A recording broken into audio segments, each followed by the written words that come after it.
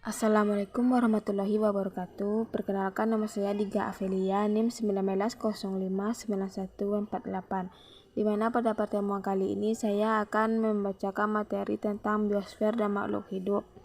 Yang pertama yaitu biosfer, di mana biosfer merupakan sistem kehidupan paling besar karena terdiri dari gabungan ekosistem yang ada di planet Bumi. Sistem ini mencakup semua makhluk hidup yang berinteraksi dengan lingkungannya sebagai kesatuan utuh.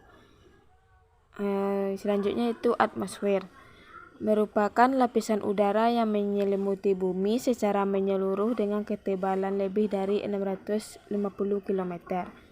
Gerakan udara dalam atmosfer terjadi karena adanya pengaruh pemanasan sinar matahari serta perputaran bumi. Perputaran bumi ini akan mengakibatkan bergeraknya massa udara sehingga terjadilah perbedaan tekanan udara. Kemudian lapisan atmosfer. Adapun lapisan atmosfer yaitu yang pertama eksosfer, di mana merupakan lapisan bumi yang terletak paling luar. Yang kedua yaitu termosfer. Lapisan ini berfungsi untuk melindungi bumi dari meteor dengan cara membakarnya. Kemudian mesosfer. Lapisan ini mempunyai ion atau udara yang bermuatan listrik atau lapisan D yang berfungsi untuk memantulkan gelombang radio. Kemudian stratosfer. Tempat terjadi peningkatan temperatur karena bertambahnya ketinggian. Ozon terdapat pada lapisan ini dengan ketinggian 25 km dari permukaan bumi. Yang kelima, troposfer, merupakan atmosfer terbawah dan dekat dengan bumi. Pada lapisan ini terjadi adanya awan, angin, hujan, petir, dan lain-lain. Yang kemudian adapun yang C yaitu litosfer. Adalah penyusunan utama lapisan litosfer adalah batuan yang terdiri dari campuran antar mineral sejenis atau tidak sejenis yang saling terikat secara gembur atau padat. Induk batuan pembentuk litosfer adalah magma, yaitu batuan cair pijar yang bersuhu sangat tinggi dan terdapat di bawah kerak bumi. Adapun karakteristik biosfer yaitu fauna, hutan terumbu karang. Fauna terdiri dari padang rumput, tundra, hutan tropis, taiga, kutub, perairan.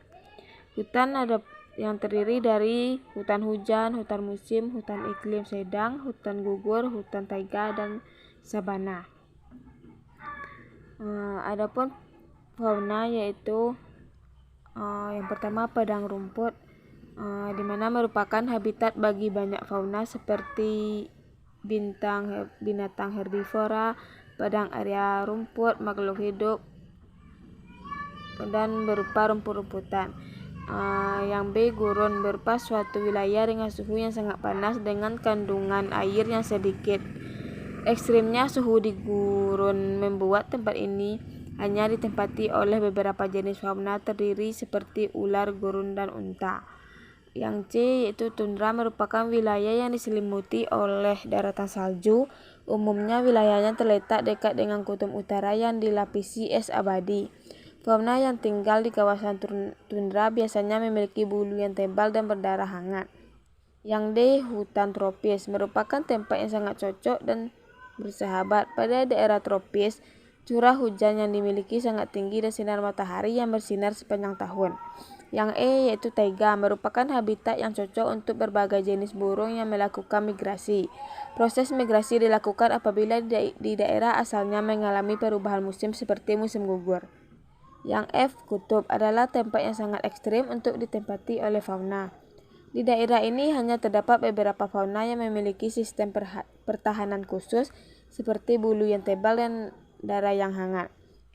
Yang G, perairan. Fauna yang hidup di perairan dibedakan menjadi beberapa jenis seperti bentos yang memiliki ukuran mikroskopis dan sangat kecil. Organisme ini hidup di pasar perairan, kemudian pula plankton yang sama-sama berukuran kecil. Yang kedua, hutan. Yang A yaitu hutan hujan, terdapat di daerah tropis yang dilalui oleh garis khatulistiwa. Hutan hujan memiliki curah hujan yang tinggi dengan sinar matahari yang bersinar sepanjang tahun. Pohon besar di hutan ini memiliki daun yang lebat dan tumbuh mencapai 20 hingga 40 meter. Yang B. Hutan musim. Umumnya memiliki ciri ketika musim kemarau datang, maka pohon-pohon yang tumbuh akan menggugurkan daunnya. Yang C. Hutan taiga. Hutan yang berada di daerah dingin dan dekat dengan kutub. Hutan taiga memiliki jenis pohon dengan ukuran menjulang tinggi dan daunnya menyerupai daun jarum, sehingga pohon ini tidak mengalami penguapan yang besar. Kemudian yang D. Sabana merupakan padang rumput yang memiliki beberapa pohon kerdil yang letaknya berkelompok.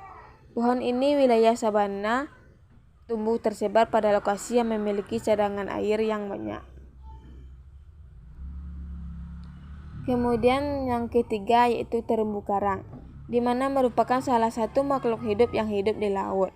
Terumbu karang adalah ekosistem bawah laut yang terdiri dari kumpulan binatang karang yang kemudian membentuk batu kapur atau struktur karbonat.